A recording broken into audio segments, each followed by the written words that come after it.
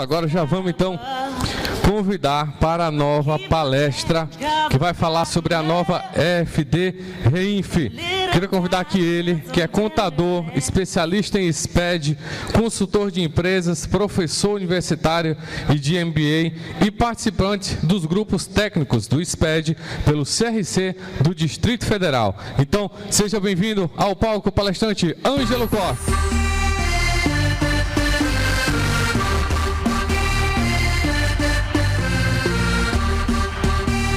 Bom dia, pessoal. Independente de qualquer problema técnico, é sempre um prazer. Olha só que legal. Eu vou falar bem pertinho agora. E eu fico olhando aí todo mundo que vai palestrar, o próprio Marco Lima, que já palestrou, tem uma bagagem gigantesca com relação à escrituração, com relação à apuração tributária, com relação à legislação. Eu estava ali do lado de fora, na linha reservada para os palestrantes, lá no camarim, e eu estava olhando um diferencial. Falei, pô, é muito bom estar no meio desse povo. É um pessoal que entende muito, né? Eu sou de Fortaleza, tá? Eu moro em Brasília desde 2004, mas eu sou de Fortaleza. A minha esposa, que é de Brasília, o pai dela, aposentado do Banco Central, veio para Fortaleza em 93, trouxe só ele, a filha mais nova, que deu o azar, ficou aqui. Aí nós fomos para Brasília em 2004 e não voltamos mais, né? Mesmo assim, tem uma ansiedade enorme de vir para cá. E eu olhando assim, hoje eu, junto com esses colegas aí, gente muito boa, Natália, a Aline, o Rondinelli, o Felipe, o Marco, né? Tem muita gente boa. Mas qual é o diferencial que tem desse pessoal, né? Então, todo mundo tem o mesmo pensamento. O meu diferencial deles, eu acho que é o único diferencial, eu acabei de descobrir bem ali, na organização do evento, eles deram umas fotinhas aí para os palestrantes com a família. Olha que legal, parabéns, ficou muito bonito, né? Arrumaram minha cara lá, ficou bem legalzinho também, junto com a família. E aí, nessa organização, o meu diferencial dos outros professores é que eu tenho 4 filhos. Fora isso, é tranquilo. O Wesley meio que se assustou, mas eu tenho 4 filhos, Wesley. 4 é tranquilo, mas eu vou te explicar por que eu tenho 4 filhos. 4 filhos é uma coisa boa. Na verdade, o que eu estou pensando hoje é na aposentadoria. Vamos lá, ver se eu consigo passar aqui. Ó.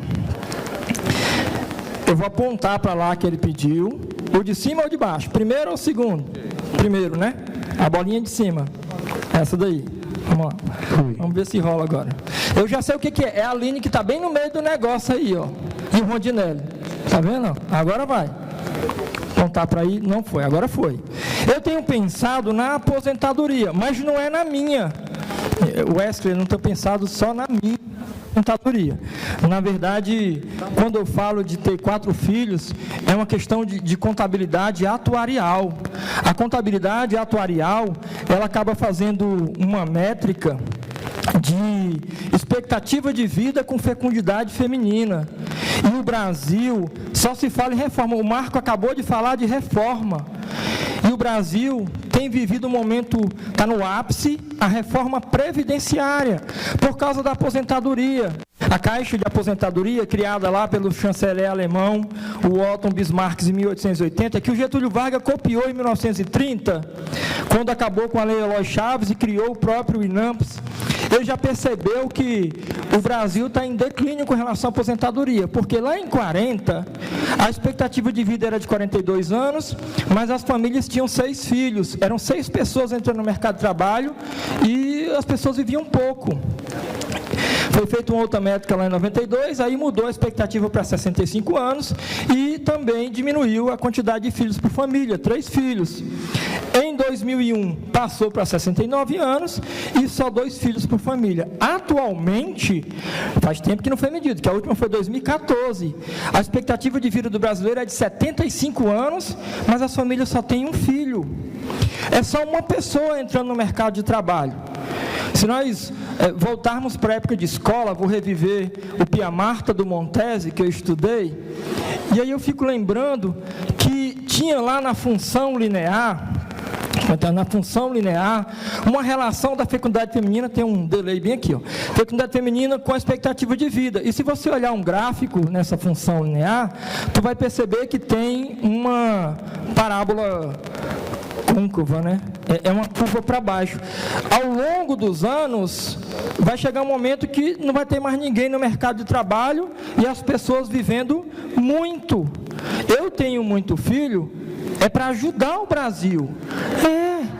É sério. Eu tenho muito filho para puxar a curva para cima. Entendeu? Então, Wesley, quando eu faço um menino, eu estou pensando em você.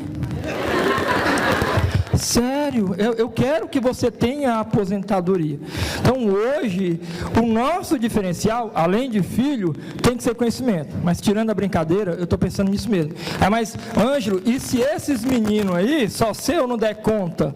Assim, só é o outro agora. Vamos trocar, tá bom demais.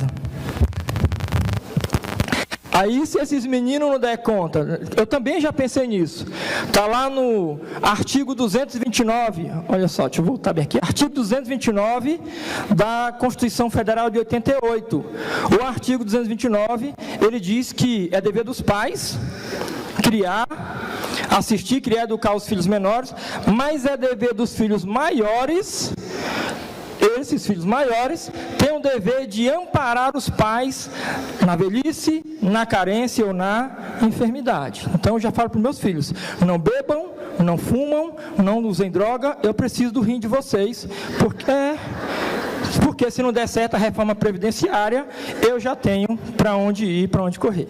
E o que isso tem a ver com o nosso assunto? Tudo, gente. A arrecadação previdenciária, ela depende de duas coisas que está no CTN, que é o fato gerador e uma obrigação acessória. Mas antes de falar disso, deixa eu só pontuar, tá? Porque às vezes no final da palestra eu passo aqui 1 hora falando de SPED, módulo de FD-REINF, quando chega no final, alguém quer perguntar alguma coisa? Lá fora alguém me pergunta. Uma pergunta assim, você tem mesmo 4 filhos ou era só uma brincadeira? Eu acho muita falta de sacanagem uma pergunta dessa, porque eu estou o tempo todo falando que eu tenho 4 filhos, e de fato eu tenho 4 filhos, está aí os meninos para provar. Então são 2 cearenses e 2 brasilienses. Então 2 nasceram bem ali na maternidade Escola Assis Chateaubriand, e os outros 2 pequenos aqui, nasceu um na Asa Sul e outro na Asa Norte. Então hoje o perfil para aposentadoria é a arrecadação previdenciária. E aí, quando eu olho dentro do CTN, ele diz assim, ó, no Código Tributário Nacional, vamos lá, vou aproveitar a tua ajuda. No Código Tributário Nacional, ele tem 2 obrigações, a obrigação principal e a obrigação acessória. Está lá no artigo 113 do CTN, nos parágrafos 1º e 2º. Ele vai dizer que a obrigação principal é que institui o fato gerador para o pagamento do tributo, que pode ser cobrado de 3 formas: por ofício, aí está o teu IPTU e o teu IPVA, e de forma mista, porque quando é por ofício tu não tem que declarar nada, basta apenas pagar. De forma mista, por exemplo, quando tu vem lá dos Estados Unidos, que muitos colegas vão para os Estados Unidos, aí volta na mala com MacBook, com iPhone, com tênis da Nike, perfume da Victoria's Secret, e o segredo é você tirar a embalagem, porque daí não dá problema lá na Receita Federal do aeroporto. Mesmo assim, eles querem que você declare, e aí você declara para ser cobrado. Mas o principal no Brasil, que dá mais trabalho, é a obrigação acessória. Por quê? Quando fala de tributo para fiscal, que é o INSS, o FGTS, por exemplo, eles são cobrados por homologação. Então, a obrigação acessória no Brasil passou a ser confissão de dívida. Eu preciso entregar a obrigação acessória para que haja a cobrança. Qual é o maior problema nosso? É porque INSS e FGTS, que são tributos para fiscais no CTN, o artigo 5º do CTN fala que tributo superficialmente dividido é imposto, contribuição e taxa. Eu acabo encontrando lá no CTN uma problemática de fiscalização que o fisco tem por causa da cessão de mão de obra no Brasil. A cessão de mão de obra é uma das coisas mais difíceis de fiscalizar no Brasil. Primeiro porque já começou errada. Lá em Cabralha, na Bahia, em 1500, os caras escravizaram os índios, que deu ruim, aí depois trouxeram os negros africanos.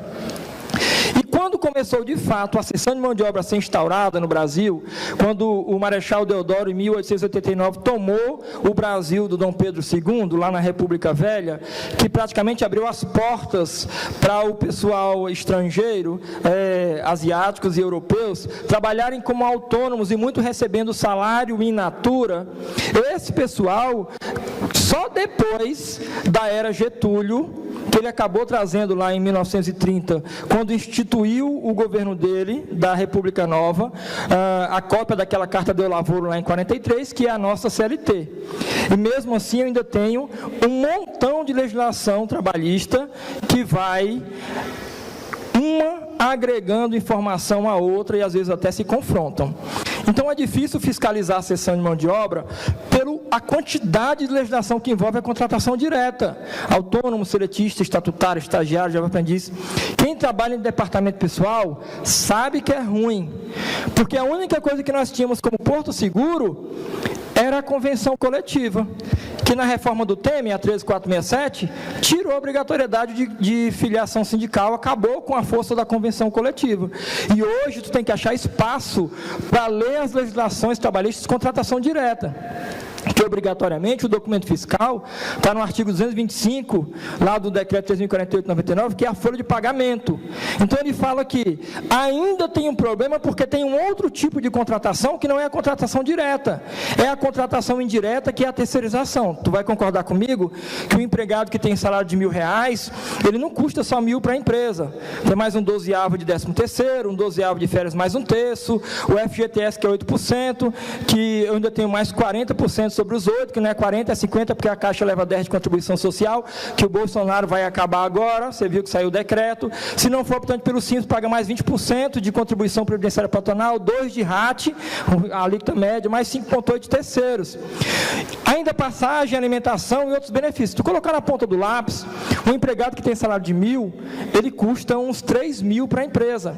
Então, dependendo do tipo de serviço, vale a pena fazer contratação indireta, terceirizar, se for permitido por lei. E aí, o documento fiscal, quando fala de contratação direta, é a nota fiscal, a 8846 lá de 94, no artigo 1º, ela diz que é obrigado, quando tem um fato gerador, que haja o documento fiscal. Detalhe, é que o governo falou assim, eu tenho que ajudar a Previdência a fiscalizar. Por quê? A Lei 11.941 de 2009 inseriu o inciso 4º no artigo 32, lá da 812 de 91, falando que a Receita Fazendária e Previdenciária seriam receitas conjuntas. Então, a partir dali, a Receita tomou a frente e falou assim, peraí, chega aí, Previdência, vamos fiscalizar a folha junto, tu não tem força, tu sabe que o maior do Brasil sou eu, Receita Federal. Assim, Receita, tem um detalhe, é porque eu, na verdade, não quero ver só folha, eu quero ver outras coisas, porque o fato gerador é constituído na folha. Se o empregado falta, interfere o fato gerador. Se o empregado tem insalubridade ou periculosidade, interfere no fato gerador. Se o empregado faz hora extra, interfere no fato gerador. Não é só folha. Tem que chamar também o pessoal do Ministério do Trabalho. O Ministério do Trabalho vem aqui, vamos fazer parte, vamos montar um comitê diretivo e criar um negócio chamado E-Social, encabeçado pela Receita Federal. Tá certo? Tá, mas eu tenho que trazer outro participante, que é a Previdência, na verdade, a Caixa Econômica. Vamos lá. Eu tenho que trazer a Caixa Econômica. O E-Social no comitê gestor vai ser Ministério do Trabalho, Previdência, Caixa Econômica e Receita Federal. E aí nós vamos fiscalizar a folha. Quando for essa coisa de terceirização, só quem fiscaliza é a Receita Federal. Então, vai ser nós 4 aqui, fiscalizando folha. Gente, o E-Social teve um viés negativo no E-Social que obriga as empresas a serem organizadas. Mas tem mais de 2.000 campos no layout. Os eventos que começaram lá em 2013, quando instituiu o EFD, que se chamava FD Folha, ele tinha 90 eventos, caiu, hoje tem 47 eventos e a perspectiva é que diminua com essa simplificação do E-Social. Mas o E-Social é tão difícil que se você não estiver estudando lá com a Aline Portela, com o Rodinelli, tu não vai entender não. Ele é muito chato. O E-Social só tem uma lei por enquanto, que é o decreto 8373 de 2014. Se tu quiser ouvir mais de E-Social, tu tem que ler lá em Mateus 24 e Apocalipse 21, que fala do final dos tempos. Porque ele é muito chato mesmo. Então a ideia é estudar o negócio e ter um diferencial estudando. Aí o governo falou assim, olha, peraí, teve um cara no Brasil, um empresário, que reclamou que o E-Social era muito trabalhoso. E de fato era mesmo. Mas para empresário desorganizado fica pior. Eu não vou falar qual foi a empresa, porque é antiético, que todo mundo conhece o Avan. Aí ele foi lá reclamar e o Onyx Lorenzoni falou assim, pô, não sou eu que mando o negócio, é o Guedes. Chegou no Paulo Guedes e falou, olha Guedes, o cara está reclamando lá, porque ele ajudou na campanha aí do Bolsonaro, ele quer diminuir o negócio.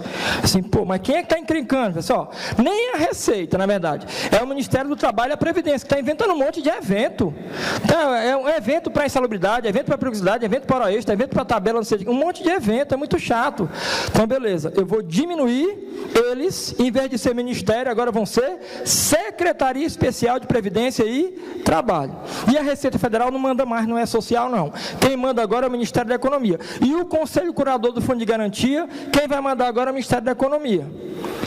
E aí? Aí a Receita falou o seguinte, eu vou sair desse negócio aí. Cachorro que tem muito dono, morre de fome. Vamos lá. Eu participo do comitê colaborativo do SPED pelo CRCDF. Na última reunião que teve agora em agosto, o Samuel Kruger, que é esse cara da foto, ele é o responsável pela FD-REINF dentro da Receita Federal.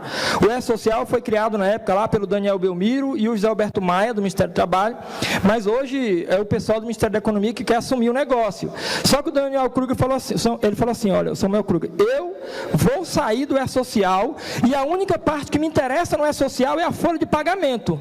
Então eu vou tirar a folha de pagamento do E-Social e vou levar para dentro da FD-REINF. Aí o bicho pega, porque o E-Social quem faz é o DP, e a REINF quem faz é o Departamento Fiscal. E vem esse problema, ele falou assim, olha, não. Então, nesse último evento, saiu a minuta 3.0, foi um susto. A FD-REINF ficou gigantesca, com um monte de detalhamento de folha. Então ele diz assim, ó, a FD-REINF original é apenas para informar, é uma escrituração fiscal digital, para informar ou trazer informações tributárias, acessórias, relativas aos tributos, contribuições sociais previdenciárias, que não incidem sobre a folha de salário, ou seja, apenas para a terceirização. Então, a FD-REINF foi instituída pela 1767, lá em 2017, com o propósito apenas da terceirização. Tá, mas que terceirização? A terceirização básica, nem tudo vai para a FD-REINF, tá? Apenas quando o prestador de serviço tiver que se deslocar até o tomador. Cessão de mão de obra básica, lá da Lei 9.711 de 98, no artigo 31, que obriga a ter retenção de 11% quando há cessão de mão de obra com trabalho em loco.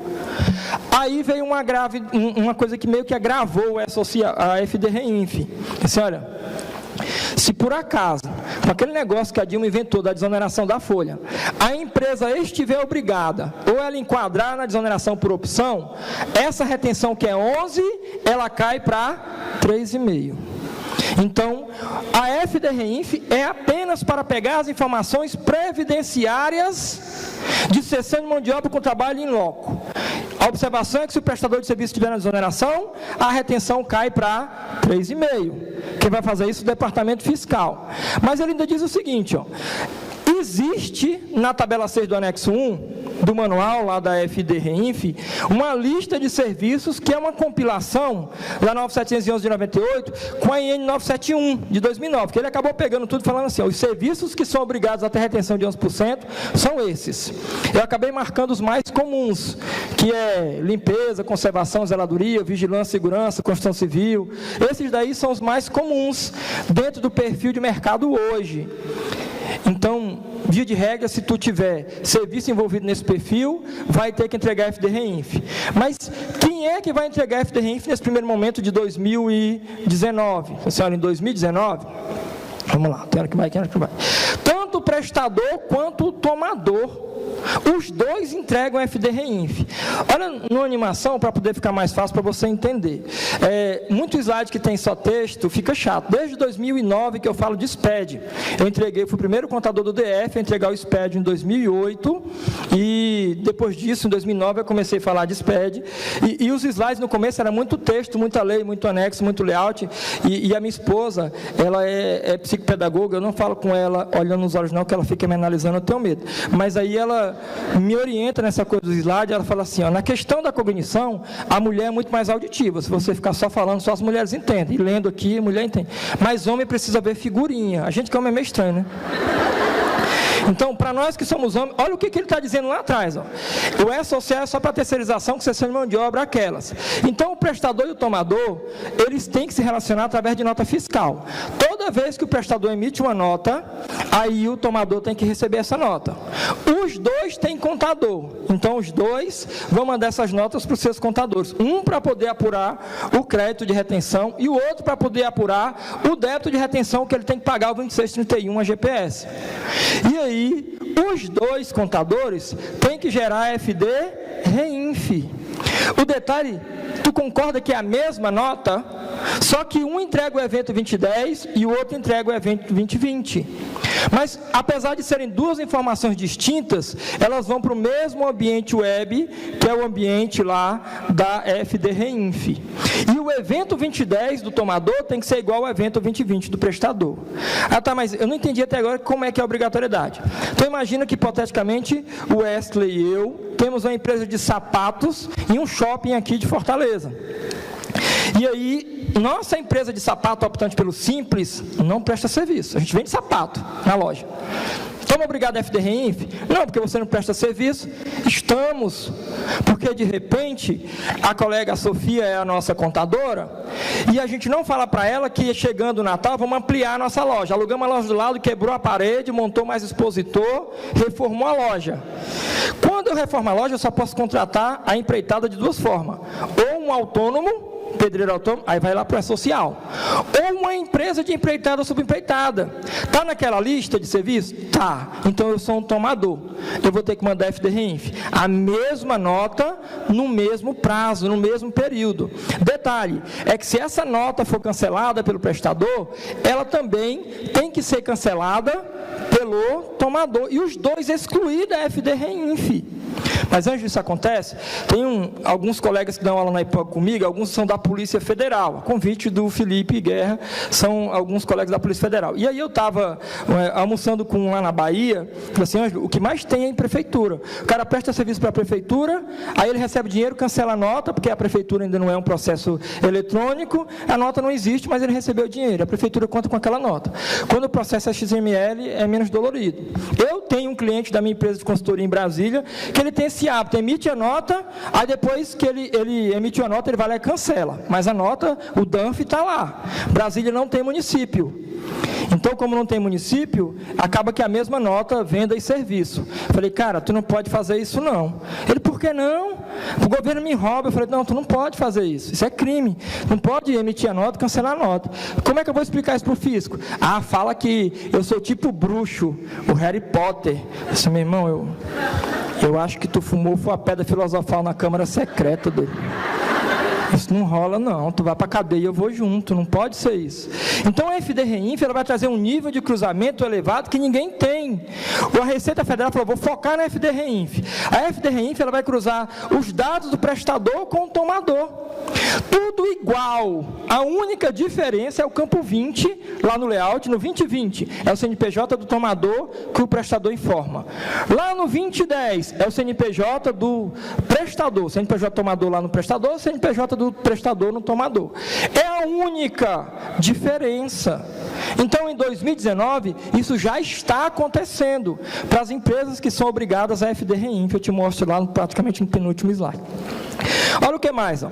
E ele ainda diz assim, nesse perfil, ele acaba cruzando dados de retenção. Então, como os dados são iguais em 2019, é apenas a arrecadação previdenciária que está em foco agora em 2019. Está funcionando? Está funcionando. Então, em 2020, eu tenho agora que informar, enquanto prestador, as retenções fazendárias, imposto de renda, PIS, COFINS e contribuição social. E o tomador também, em eventos distintos. Mas a problemática é porque se não tiver a reforma tributária que o Marco acabou de falar, eu vou ter problema porque tu já percebeu que se eu presto serviço para órgão público, a retenção do imposto de renda varia de 1,2 a 4,8. Se eu presto serviço para empresa privada, aí a lei é o regulamento do imposto de renda que foi atualizado no ano passado, o decreto 9.850, que substituiu o decreto 3.000, fala que tem que ser 1,5. Se é para órgão público, é a IN 1234, que foi alterada recentemente também. Então, esse cruzamento de 2019 vai ficar maior. Não só a questão previdenciária, mas também a questão fazendária. Antes, quando eu entregava o E-Social, estava previsto no layout 1.0, o E-Social já vai ser igual a nota eletrônica, tá? Com registro pai e registro filho. Estava previsto no layout 1.0 que eu pegasse essa nota eletrônica que tem retenção e a levasse para dentro do E-Social. Aí você do DP que não faz nada, ia ter que informar, além dos empregados no E-Social, também as notas fiscais de serviço que tiveram retenção. Não, mas é muita coisa, a pessoa do DP trabalha muito, né? Eu falei, beleza, então tira do E-Social e agora põe dentro de um outro chamado FD Reinf. Vamos lá. A FD Reinf é a informação da nota com retenção. Só isso, Ângelo? A priori é só isso. Em 2019 começou com esse perfil, com uma outra coisa a mais. Até aqui o que eu estou te dizendo é que o governo falou o seguinte, olha, a FD Reinf é um complemento do E-Social, é apenas para fiscalizar a cessão de mão de obra terceirizada. Tira o que não é de folha e a gente fiscaliza sozinho, sem precisar de comitê gestor. Se de fato a Receita saísse do comitê gestor, que agora é administrado pelo Ministério do Trabalho, pelo Ministério da Economia, ia dar mais problema. Mas já ficou um legado, que foi a substituição das obrigações acessórias que nós estávamos acostumados, GFIP e DIF. Ele diz assim, no E-Social, só vai ficar a parte da GFIP, que é a parte de folha. A tabela progressiva dos segurados, a contribuição previdenciária patronal, o RAT, o risco ambiental de trabalho, que varia de acordo com o FAP, de 1% a 3%, e os terceiros, Sistema S, SESC, SESC, SENAI, SEBRAE, Salário e Educação. E a retenção de nota vai para dentro da FD Reinf. Isso vai acontecer também na DIF. Lá na DIF, ele diz que ele vai ter agora, dentro da DIF, apenas o que for retenção dentro da DIF, apenas o que for retenção de folha, desculpa, não é social, apenas o que for retenção de folha. 0561 é o tributo lá retido sobre folha, o imposto de renda sobre folha, o 0588 é sobre autônomo, mas tem do 1708, que não está aparecendo bem ali, o 5952 e o 3208, que são tributos retidos sobre nota. Tá, então ficou melhor, o pessoal do fiscal vai fazer essa parte, o pessoal do departamento pessoal vai fazer essa outra. Qual é o problema? O problema, e agora? Como é que apura a guia? Se separou o negócio. Imagina que, hipoteticamente, eu sou uma empresa que presta serviço, como é que eu vou aproveitar os 11% de retenção, se ele está em uma outra obrigação acessória? Aí o governo falou, para poder solucionar isso, eu vou criar uma outra obrigação acessória chamada DCTF Web. Então, o DP entrega o E-Social, o fiscal entrega a FD Reinf e um dos dois tem que entrar lá para poder gerar a guia na DCTF Web, que vai ser um DARF previdenciário. Tecnicamente, ele diz que o DP fica com o E-Social, relação de trabalho, enquanto que a FD Reinf, que é o departamento fiscal, vai ficar com as retenções que não é de relação de trabalho. Então, tecnicamente, está bonito. Problema é o operacional. Problema é que eu preciso assistir aí os vídeos do Felipe, do Marco, do Rondinelli, principalmente os vídeos da Aline, agora que tem falado muito de questão organizacional, porque tem que existir dentro das empresas uma questão mais gerencial do que técnica. Olha só, até o dia 15, o DP entrega a folha, mas até o dia 15, seguindo o princípio de competência, o fiscal entrega as notas. E também no próprio dia 15, tem que ser gerada a guia. Que guia? Eu falei assim, olha, a guia não é mais a GPS. Para quem está no processo de E-Social e Reinf, essa guia vai ser substituída por DARF previdenciário. E também vai existir, ou já existe, o DARF fazendário. Então, hoje, a problemática é porque quem é que vai fazer DCTF Web? Aí você vai nas consultorias, você encontra um monte de problema. Porque DCTF é coisa de fiscal, mas por enquanto é questão previdenciária, então é coisa de DP.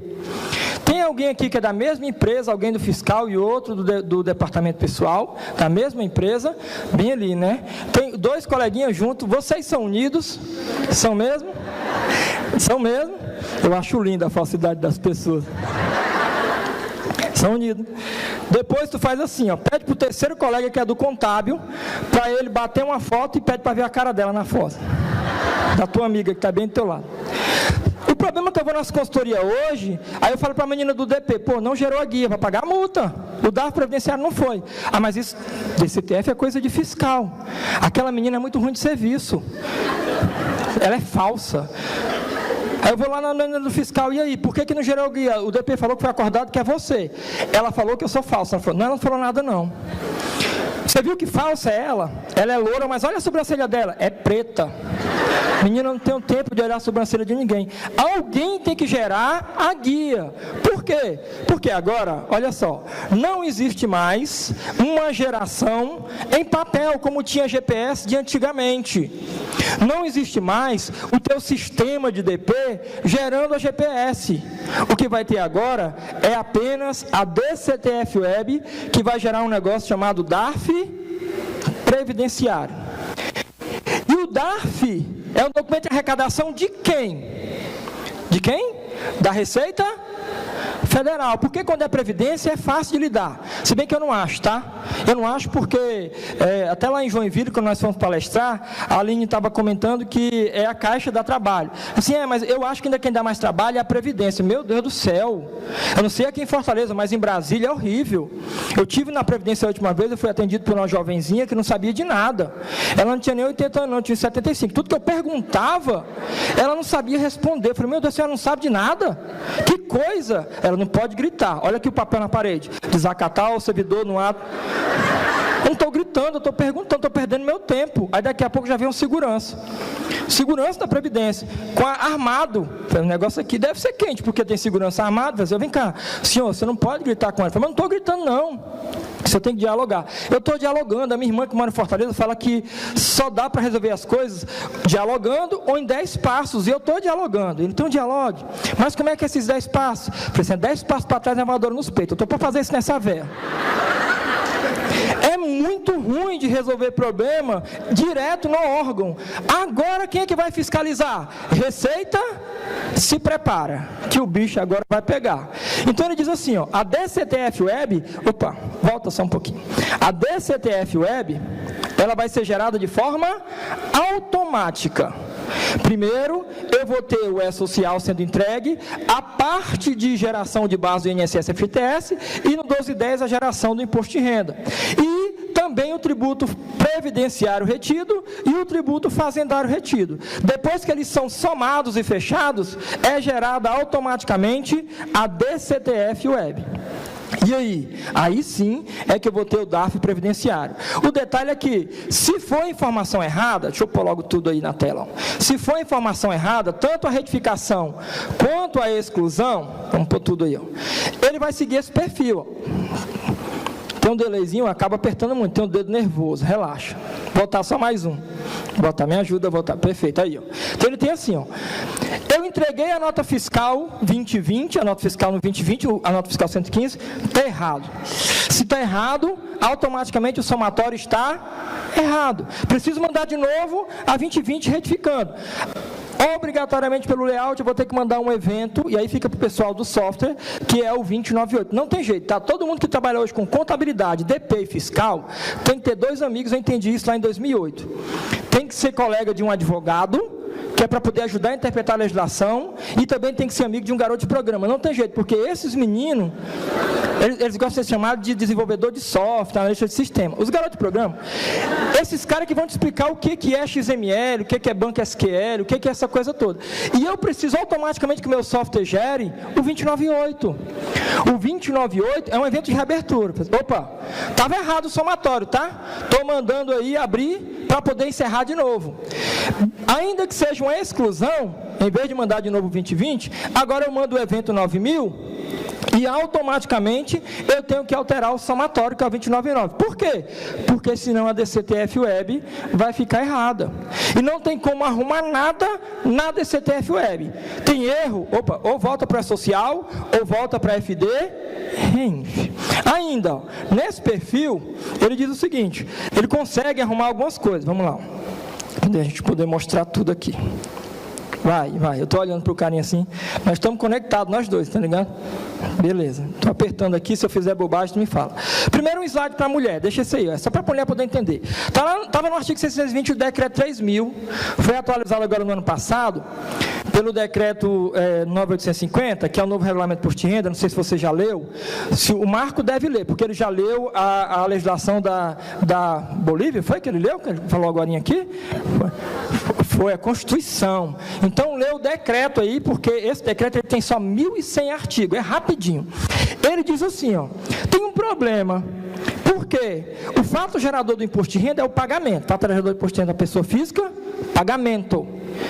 Se eu pagar mais de uma vez dentro do mês, eu tenho que somar os pagamentos e aplicar lá a alíquota sobre o montante.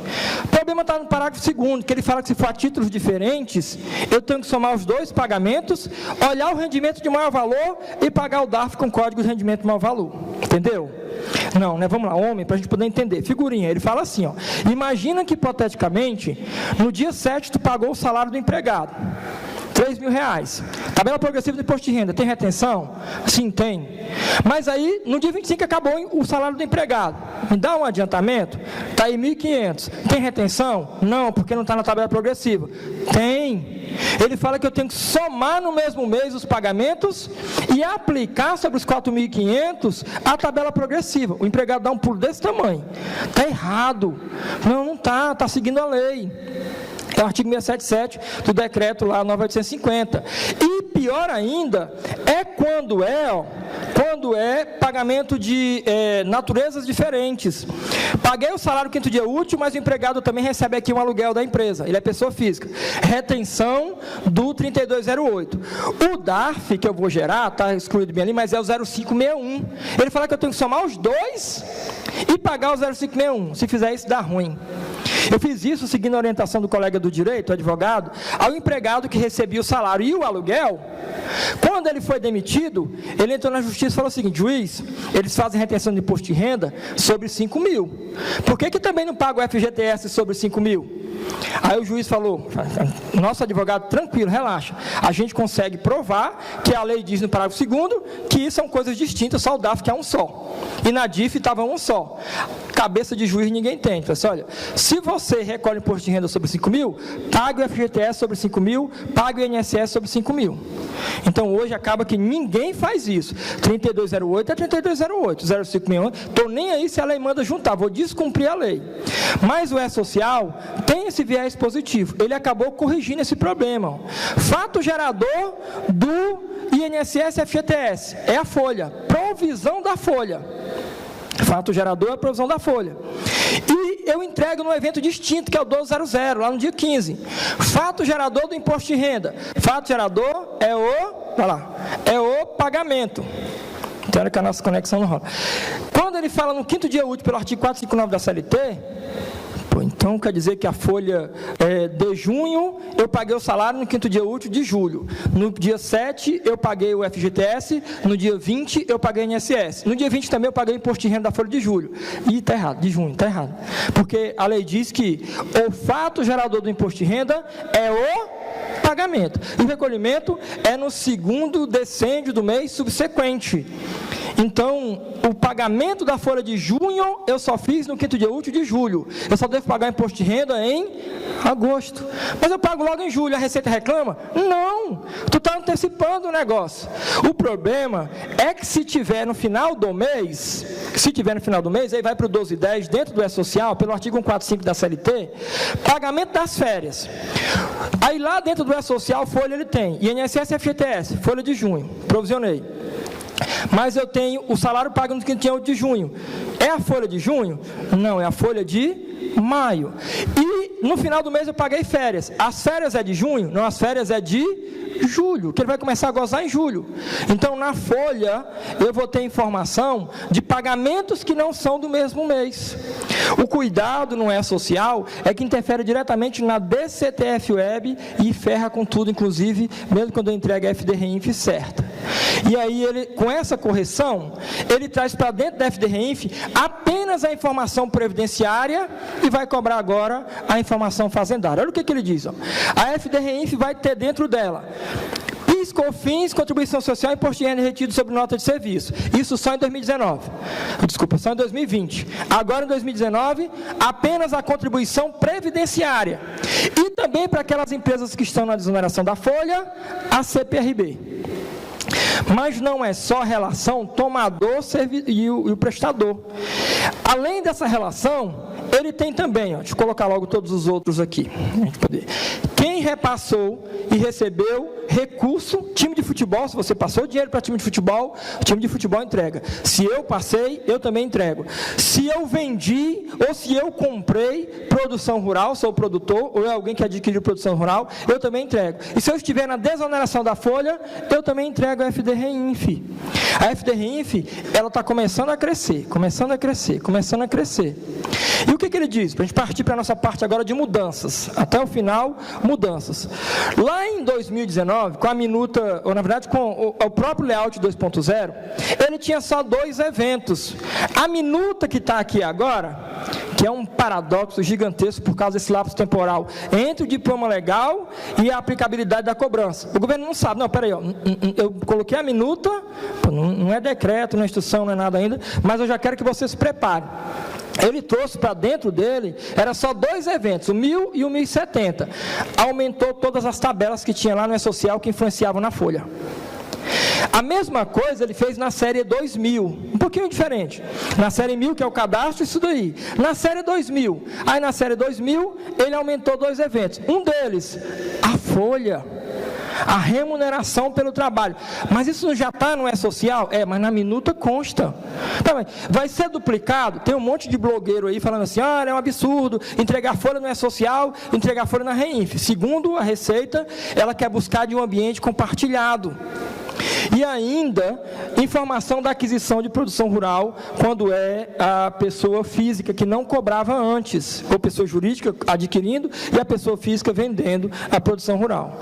A série 4000 é a que está mais bagunçada, porque ele acabou inserindo, ele até mudou. 4010 é o pagamento que eu fiz que tem retenção.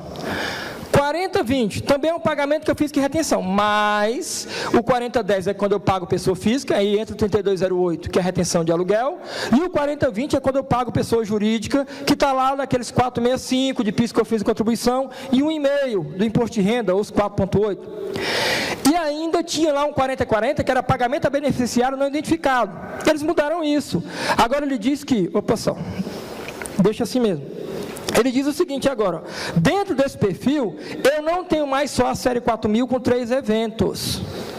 A série 4000, que era pagamento à pessoa física, pagamento à pessoa jurídica, pagamento a gente que eu não sei se é físico ou jurídico, eu só fiz um pagamento que teve retenção, joga ali qualquer coisa. Esse evento não vinga, esse evento não cola, e não cola mesmo não. Dentro desse perfil no fluxograma, ele acaba trazendo série 2000, série 4000, série 1000. 2 eventos não periódicos, que é o pagamento a quem faz, na verdade, 3010, quem realiza o espetáculo esportivo, e o 9000 é a exclusão. E os eventos, bem aqui, que era da série 5.000, ele mudou para 9.000, são eventos de retorno igual ReceitaNet BX.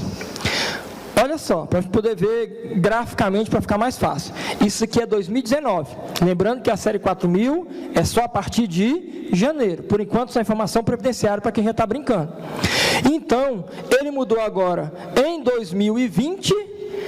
pelo layout 2.1, que é uma minuta, trazer todas as tabelas que ele acha interessante para a folha, vindas lá do E-Social, e aumentar informação bem aqui, 255, aquisição de produção rural da pessoa física, ou quando a pessoa física se relaciona com a pessoa jurídica, e o 4080 está meio que misturado com 4040, que é a informação da retenção que eu sofri, que ele não cobrava antes. Ele tem aí uma agregação de alguns eventos que são relacionados à folha praticamente. Foram os 2 que tem aí. Nesse perfil, para a gente poder comparar, olha só. Para poder comparar, vamos lá no próximo slide. Em 2019, só tinha 2 eventos na série 1000. Agora em 2020, olha o tanto de evento. E ele pega, inclusive, a folha, que já está lá no E-Social, e provavelmente vem para o ambiente compartilhado, se essa minuta der certo. Que tem até o final do ano agora para dizer se vai ou se não vai rolar. E lá no E-Social, ele acabou pegando as tabelas do E-Social e levando para lá. Pegou as tabelas que eram relacionadas. São as mesmas tabelas. Na série 2000, a mesma coisa. Você quer ver? Ó? Na série 2000, ele tinha apenas o cruzamento. 2010, 2020, quando eu presto serviço, quando eu tomo serviço. 2030 e 2040, quando eu passo dinheiro para time de futebol, quando eu sou o time de futebol. O restante, produção rural, desoneração da folha, abertura e fechamento dos eventos, era só isso. Agora na série 2000, ele quer a folha de pagamento lá em cima. Pô, tomara que isso não dê certo. Em 2020 está previsto que as colegas que são unidas ali, Departamento Fiscal e Pessoal, vão ter que entregar a mesma folha no ambiente compartilhado.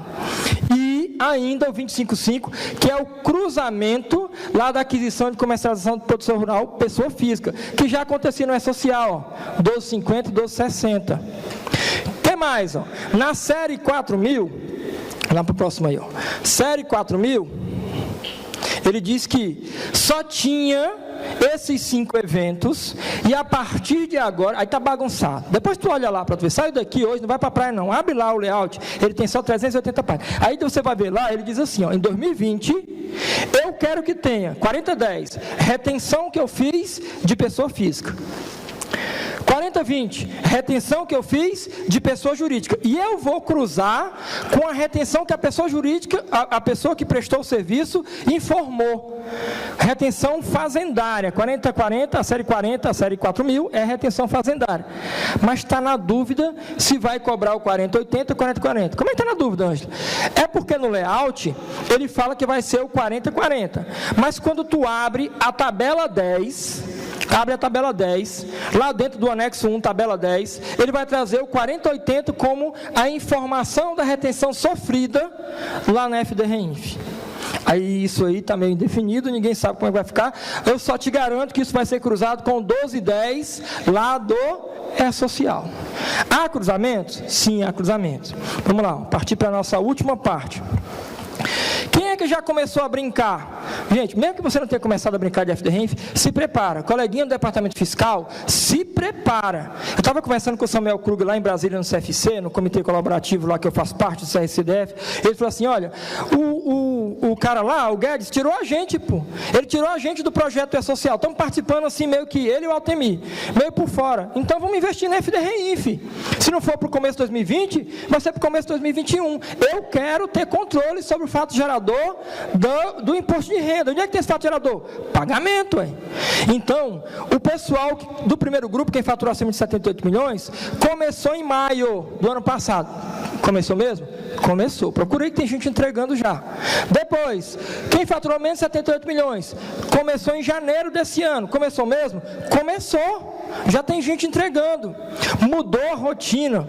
E ainda, janeiro de 2020 está previsto o Simples Nacional e o pessoal sem fim lucrativo. E o órgão público, que deveria começar logo, ele está nesse perfil aí de não sabe quando. Onde é que está isso? Está lá, ó, na IN 1900, que saiu agora no mês de julho. Dá uma lida lá que tu vai ver que tem esse cronograma atualizado. A brincadeira em 2019 é apenas contribuição previdenciária. Quem está fazendo está achando fácil. Mas quando começar 2020, se até o final de dezembro a minuta de fato virar o layout, aí tu vai ter um montão de coisa para informar que não estava previsto. Entendeu a lógica da coisa? Para poder ir para a nossa última parte agora. O que vai acontecer, independente de você ter ou não que entregar FD-REINF agora, é estudar, gente. Parece que é garoto propaganda de curso, mas não é. A gente tem, o diferencial é conhecimento. Acabei de falar que eu estava ali comendo de graça lá no camarim ali com os outros professores e todo mundo estava compartilhando conhecimento. Você, num evento como esse, é trocar cartão, trocar WhatsApp, para poder aumentar o teu network e entrar de cabeça no conhecimento. Porque tu sabe quantas legislações estão envolvidas em uma única nota fiscal de serviço?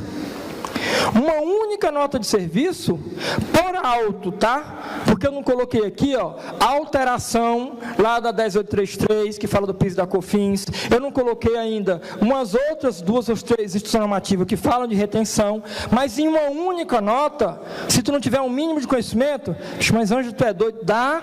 A ideia é, por isso que é bom ser cearense, a gente tem um HD diferenciado, né, um pouquinho maior. Você vai empurrando coisa dentro, dá. O teu cérebro é igual o músculo, né? Tu acaba fazendo. Senão tu vai ter problema. Que problema? Olha só. Nesse perfil bem aí de problema. Vou passar aqui o slide agora. Hoje, muitos dos escritórios que eu vou fazer consultoria estão com esse cenário. Chega a documentação, o colaborador, que é o cara do fiscal, não sabe nada de lei, ele vai só dando enter. Se o sistema errar, a culpa é do sistema. E o contador nunca está junto desse cara. Não, eu sou cheio de compromisso, te contratei porque eu confio em você. E o empresário está lá sofrendo com carga tributária alta. Mas isso é um negócio tão filosófico. Não, é realidade mesmo. O momento certo do mercado é montar um plano de ação com base em processo. Vou te passar aí, ó. Um plano de ação com base em processos. Ambiente nas nuvens é o top. Analista fiscal capacitado, contador apenas para receber empresário. Às vezes assusta. Eu fui para São Paulo, há um tempo desse, com o meu sócio lá, que é advogado, e nós fomos fazer uma consultoria em São Paulo. No avião ele falou assim: Ângelo, eu queria falar contigo agora. Eu falei: fala aí, cara, abre a mente, porque esses caras que nós vamos encontrar, eles são os empresários modernos. Eu falei: não, tá me chamando de velho? Minha mente é aberta, pô. Chegamos na empresa em São Paulo, saímos de Congonhas, fomos para a Vila Mariana. Chegou na empresa, não tinha sofá na recepção. Aí eu falei: moço, eu tô cansadão. Aí lá: o senhor já quer sentar na sala de reunião? Eu falei: quero. Aí abriu uma porta. Quando eu entrei na sala, tinha 4 puffs. Eu falei: mas como é que eu vou sentar aqui? Ela: senta aí, senhor. Não consigo sentar no puff. O Marco Lima falou: eu sou meio espaçoso, eu vou pular aqui, vou até vocês. Se eu der um pulo aqui, acabou a palestra. Eu falei: não, cara, sentar aqui. Eu tentei sentar com aquela perna de índio, não vai mais não, tá tudo duro aqui. Eu fiquei todo torto lá de terno. Falei: meu Deus, coisa chata. Daqui a pouco chegou na porta um cara de short, camiseta com notebook. A reunião é aqui? Eu falei: cara, acho que não, aqui é reunião de consultoria. Ele: não, então é aqui mesmo, mas sentou num puff. Eu falei: que estranho. Daqui a pouco chegou outro, só de short, com notebook e uma fonte na mão. Eu falei: putz, é um assalto para levar o meu notebook. Já roubou um. O cara reunião aqui: senta aí. Eu falei: não é possível. Chegou o advogado, meu colega lá, Leonardo, ele falou assim: Ângelo, vamos para a reunião? Eu falei: vamos, cara, eu estava doido para ir. Ele: é aqui, pode ficar aí mesmo. Eu falei: não, esses caras aqui não vão ter condição de me atender, não tem dinheiro nem para comprar sofá, vão me pagar. Eu falei: cara, eu assim, já vou até te adiantar, não vai dar certo muito essa consultoria, eu estou sendo chato, mas é porque eu preciso de documentação. Ele: calma, bicho, relaxa, mano. Eu falei: cara, daqui a pouco vai rolar uma maconha, um narguilé nessa reunião aqui, velho. Tá muito ruim. Eu disse: não, relaxa. O que você quer? Eu falei: eu preciso desde o contrato social, o que está lá na junta comercial, até a documentação física, toda de nota fiscal de entrada, saída, eu preciso ver NCM, CST, SEST, eu preciso ver tudo.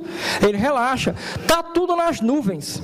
Eu vou te passar, porque toda semana vem aqui uma empresa, ela cata os dados e aí sobe, digitaliza e sobe para o ambiente nas nuvens. Vou te passar login e senha. E a gente não precisa mais nem você vir aqui. Eu falei: não, é mesmo? Gente, foi o dinheiro mais bem ganho que eu já ganhei. Reformei o apartamento. Pagaram certinho e tudo que eu precisava eu logava. A gente faz reunião web, online. Eu tenho esse sócio, a gente tem uma empresa lá em Arniqueiras, em Águas Claras, em Brasília, bem em frente ao metrô. Mas eu tenho uma outra empresa, que é só minha, que é até para emitir nota para treinamentos e cursos, que é home office. Eu faço em casa. Falei: pô, é isso mesmo. Eu segui o modelo home office porque eu já vi que lá na internet tinha um carinha lá da BBC que estava dando entrevista ao vivo, entrou os meninos correndo, né? Aí entra o menino correndo, entra a mulher atrás dele para pegar o menino e cai. Eu falei: não, comigo não vai acontecer. Aqui em casa eu montei um móvel planejado, vai ser aqui no apartamento, tranquei a porta do quarto, perfeito. Abro lá, nem precisa ser Skype, hoje é Facebook ou WhatsApp para conversar com os caras. E aí eu fico igual o William Bonner. Eu falei: não, vou jogar um terno aqui, uma camisa social, mas daqui para baixo é de short. Eu falei: meu irmão, tranquilo. E fica a minha filha de 4 anos batendo na porta: pai. Aí o cara: tem criança aí? Eu falei: relaxa, meu escritório é do lado de uma creche, vamos continuar. E funciona. Hoje não precisa estar toda hora dentro do cliente, mas tem cliente que gosta. Então, ou tu se capacita, ou tu fica fora do mercado. E a FD-Reinf vai te pegar porque é Receita Federal. Para nós finalizarmos, olha só, praticamente último, só isso aí, ó. 1 minuto de reflexão. Eu acho tão bonito, toda vez que vai terminar uma palestra, aí o palestrante mostra uma frase, né, motivadora, uma frase que seja profunda e vai impactar. Então eu acabei deixando aí um texto também, acompanha comigo, que é para você sair daqui impactado. Tá lá, ó. Opa, desculpa, volta aí, não viu o texto. Constitui crime contra a ordem tributária prestar declaração falsa, inserir elemento inexato, falsificar ou alterar a nota fiscal. Hoje é crime. Não cortou não, ó. Pena de reclusão de 2 a 5 anos. O que é reclusão? Cadeia. Contador vai para a cadeia? Vai, gente. Claro que sai. 2 coisas. Primeiro, é que quem prende agora é a Polícia Federal. A Polícia Federal é que ficou melhor. Relaxa, tá? As viaturas têm banco de couro, ar-condicionado, tem uns que tem até som. Mas voltou a moda da calça boca de sino para a mulher contadora. Que eu estava lá na terra da Mônica Porto, no Espírito Santo, falou que o nome é flare.